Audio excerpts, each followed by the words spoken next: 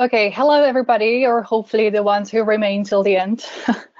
I'm actually really glad that I'm speaking at the very last person because there were some really amazing ideas sort of presented throughout this webinar today, and I'm going to let's say transition for some of the ideas that Neil was talking about regarding the cultural differences around brands and brand perception across different markets around the world.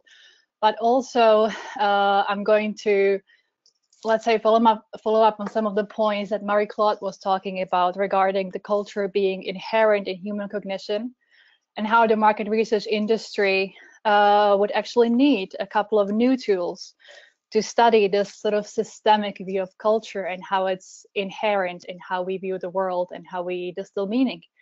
And that the meaning is obviously the core of what I would like to talk about today. So my presentation is entitled, How Can Semiotics Gain More Traction in Solving Business Problems? My name is Martina Albertova. I'm a founder and CEO of Meaning Global, which is a new breed of a strategic brand consultancy that I created last year, powered entirely by meaning. So what I would do or what my main goal is with this consultancy is to help brands and organizations heal, let's say, the inherent friction or the inherent inefficiencies from the inside out and unleash the power within, and the power obviously being the meaning. So why should we talk about semiotics? Because it studies the most fundamental value there is in business today, and that being meaning. It studies how it's created, how it's consumed, how it's reproduced in our culture and society. And the bigger sort of reason why we should talk about semiotics is that organizations and brands today are not really fit for purpose anymore, because sort of the cultural landscape has shifted fundamentally. And it has derailed how businesses have made sense in the past. But the good news is that the biggest blind spot and the biggest liability in business today is also the biggest untapped value for organizations and brands to tap into, and that is meaning. So meaning, what I would sort of define it as, is the inner compass every brand and organization needs in order to navigate their vision and strategy. It is the most valuable asset that any business can ever strive to create, basically, as when brands don't inherently make sense, they can't hold and retain value. But yet, for some reason, it really remains the most understated value in business today. And I wanted to change that, and that's why I founded Meaning Global. So what I would like to say before we dive deeper into the details is that semiotics is not really just for brands and marketing. It's also a powerful resource for businesses and organizational change. Semiotics historically just found its home with brands and in the marketing department predominantly, because the visual language, the iconicity, and the tonality are some of the primary vehicles our organizations assess brand value and equity. But it's so much more powerful. It's basically, if you think about it, semiotics is basically the inner structure of our world, as everything in our lives is signified, everything communicates, and everything conveys meaning. Semiotics and meaning are at the core of any purposeful communication, transformation, value creation, or organizational, social, and political change. So if we are to think about semiotics as sort of the, let's say, the inherent or the sacred inherent language of the world, we obviously have to touch up on matrix. And from a semiotics perspective, I would have to say the matrix is actually real. It's only counterintuitive or maybe slightly suspicious to us to see the world in this way, because we're not usually perceiving things from the inside out, like a normal functioning human being would look at the surface world, the surface first. But if we were to turn the world as we know it and as we experience it inside out, we would actually see that everything is structured around our ability to produce, assess, and consume meaning. Everything tangible that we see around us today had an abstract symbolic image created first before it was manifested in its physical form. So if you think about it, it's the food that you order in the restaurant, it's the products that you use, it's the services that you use or experience, it's the buildings. Buildings obviously are standing because there was an architectural layout designed first. The cars, fashion, books, basically things start as abstract thoughts first and then gain meaning through their physical execution. So if you were to think about semiotics in this sort of inherent cultural way, you would inevitably need to start seeing semioticians as sort of the cultural hackers, the real neos of this world, fixing errors in the system, meaning the business system, organizational system, or brand system, and tracking these errors back to their original source code, the culture. And hacking cultural systems allows organizations to see where the real value is. So in this way, semioticians can actually become the hackers of value creation and growth for businesses. Therefore, we need to start seeing meaning as the sort of self-organizing principle for a cultural change. And there are several ways how we can reboot organizations in the matrix. So we can help brands and organizations reinstall meaningfulness, fuel new cultural relevance, make them resonate more across regions, markets, and geographies, fix cultural errors, create better and more resonating communication, engage with people better, meaning with people as customers and also as a sort of teams and employees inside of the organization, create a meaningful organizational change. But to be able to do all this, we need to start looking at organizations as complex living ecosystems of meaning. And this means we need to create and embed meaning on a systemic architecture level. And this is precisely the topic that I would like to talk to you about today. So meaning architecture is a new approach that I'm developing, which looks at brands and organizations holistically as living dynamic ecosystems of interlocked meanings in order to fix complex problems on a systemic level. And it sort of redefines semiotics as a cultural system thinking for business organizations, where meaning and sense are becoming the most valuable currencies of the 21st century. The primary aim of this method is to map out the individual layers of the system, fix points of friction, and instill sense to inform more relevant future strategies. By placing meaning at the heart of brands and organizations, we can actually increase efficiency, communication effectiveness, promote brand health, cultural and symbolic relevance, and make brands a better mirror society, align them with culture, and increase their social responsibility. So the architecture sort of end of this new proposition that I'm developing somewhat can resemble to another architecture that is used in business today, and that is the choice architecture. Well, actually, meaning architecture is to semiotics what choice architecture is to behavioral science. It takes the theory and contextualizes it to solve the most apparent and pressing business problems. But where choice architecture would look at the inherent decision-making fallacies and cognitive biases, meaning architecture looks at the structure of meaning around a particular business problem to understand and solve it in context. So it's not just to, let's say, use semiotics or cultural intelligence to drive insight locally, as most users of commercial semiotics would do, but also from a systemic perspective, systemically to address the meaning systems and patterns of a problem or a particular business challenge. And that's why actually the semiotics or cultural intelligence and behavioral science can be incredibly complementary when used together, because human behavior and culture are complex semiotic systems in their own right. So what does it do? What does meaning architecture do? Couple of things. Addresses the gap in business architecture as it looks at the points of friction and inefficiencies within an organizational system. It uses semiotics as means to reframe the enterprise architecture from the inside out and applies structure to encapsulate the dynamic intangible entity that is meaning in an organization. It navigates sense and meaning throughout the business ecosystem to understand how the parts relate to the whole, and where the points of friction are and how to redefine meaning for better results. It maps the individual layers of the brand or organizational system to detect gaps, loss of sense, inefficiencies to reinstall meaning, create consistency, and promote new value creation, bring growth, and future-proof business. It helps fuel the invisible nodes of data and information by looking at insight, innovation, or behavioral interventions, product design in a broader context of social signification.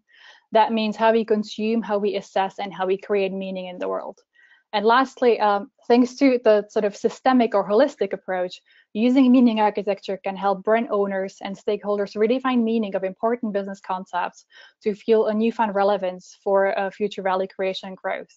And those could be concepts such as diversity or inclusion or equity, or what does humanity mean?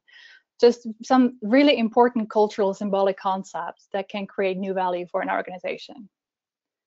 But why do we actually talk about meaning architecture or the different layers within the system? I think that it all kind of boils down to this key question. Are organizations machines, or are they living, self-evolving organisms?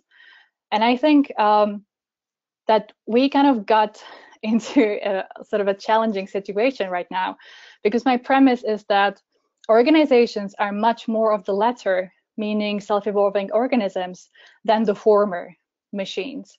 But we have been accustomed to see and manage organizations as machines in the past, in the as a sort of legacy of the industrial age.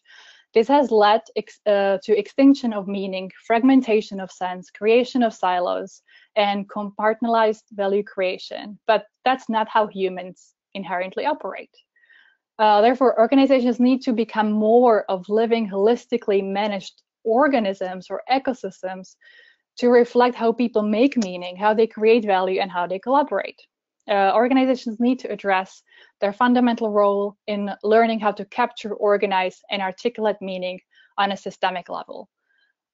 And the fact that it's not quite so, we can see everywhere around us. Quite recently, actually, brands are increasingly breaking the rules of culture. We could see earlier this year the H&M racist product photo on last year. There were two campaigns that weren't quite, let's say, culturally relevant or on brand. One was the Pepsi Kendall Jenner ad, and the other one was the body diverse packaging for Dove from Unilever. But these kind of cultural lapses are very hard to address if you're not looking at culture systemically. And that's the entire point of why we should use meaning architecture.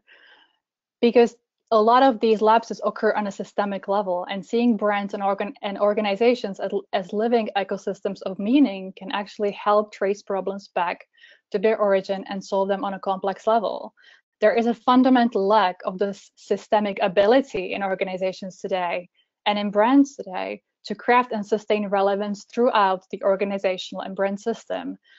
That being due to the rise of the omnichannel, too many touch points, eroded value through fragmentation of sense, siloed departments, homogenized value throughout regions and markets. There's simply too much noise. So I actually had a chance to pilot this meaning architecture approach last year with Ogilvy Change for London Gatwick. Ogilvy Change is the leading behavioral marketing agency in the world, or one of the leading behavioral marketing agencies in the world. And I was able to sort of apply this approach when we were looking at designing a behavioral intervention. And I created a matrix of human behavior to illustrate the individual layers of human experience at the airport at different touch points throughout the customer journey, to sort of think about behavior and behavioral intervention in a more systemic cultural way. So I cannot share all of the slides, but I just one of the slides that probably illustrates the point the best I can share with you. And it's the matrix of the human behavior. So basically, if you were to just look at the psychological level of, let's say, cognitive biases or different fallacies or social norms or nudges, you would completely omit basically the entire cultural or situational and societal realm that affects a human behavior in that particular point in time. And it's because meaning is actually organized in patterns throughout space and time. And that space is both physical, so this being the airport, but also cultural, mental, and emotional. So there's not just the psychological level from the behavioral perspective, let's say, looking at triggers for motivation and perception, cognitive biases, or the universal psychological makeup of people. There's also the situational context and the emotional state in that particular point in time. There's the discourse level, which is the physical context and rules that sort of apply to that particular space. There's a cultural level, meaning the cultural values and beliefs and expectations shaping perception and takeouts in various situations.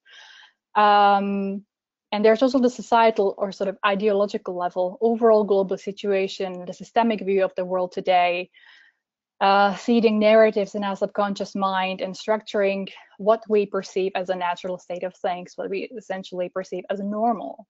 So all of these different layers, we need to assess and understand how meaning is sort of created and produced in all of these different levels so that we can effectively shape let's say, behavioral intervention in that particular point in time. So a couple of scenarios for business application that I was able to identify, but there might be many, many more, I think.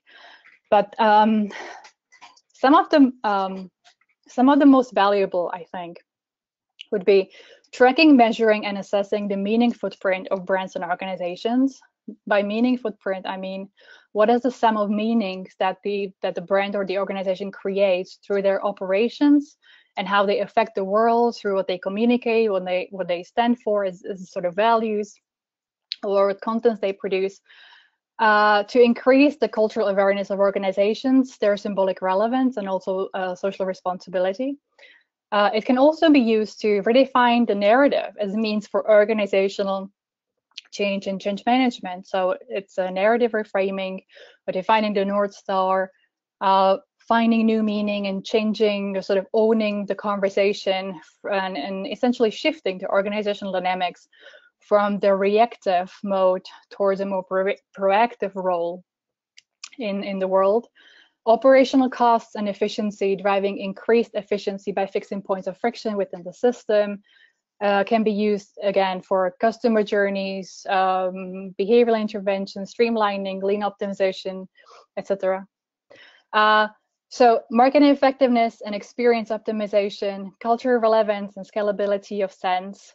That means how can you scale meaning and sense across multinational creative campaigns in different touch points, market and geographies?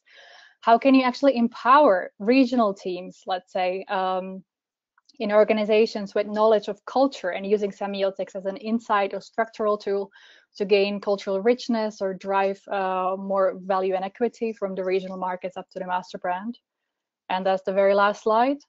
The sort of amalgamation of sense, so sort of using semiotics as a sort of multidisciplinary aggregator of different insights. And lastly, using semiotics for business, redefining meaning of important cultural and societal concepts. So that would be, for instance, diversity, inclusion. What does it mean in the world today? What does it actually mean for your organization? And how to best embody it, organize, and portray these symbolic concepts to drive meaningful cultural change. That's it from me. Thank you. Thank you so much, Martina. That was great.